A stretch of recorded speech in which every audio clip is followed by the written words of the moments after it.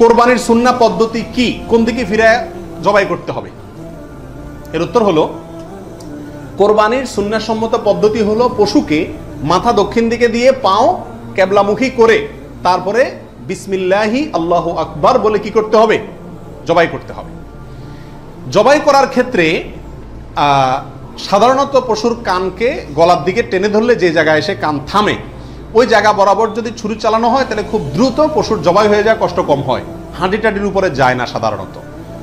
বাকি এই জায়গাটা ধরে যেখানে হাড্ডি নেয় সেখানে ছুরি চালানো এবং পশ্চিম দিকে ফিরিয়ে দক্ষিণমুখী করে করা। যদি কেউ অন্য কোনো দিকে ফিরে করে ফেলে তাহলেও তার কোরবানি হয়ে যাবে, কিন্তু এটা সুন্নাহর খেলাফ হলো।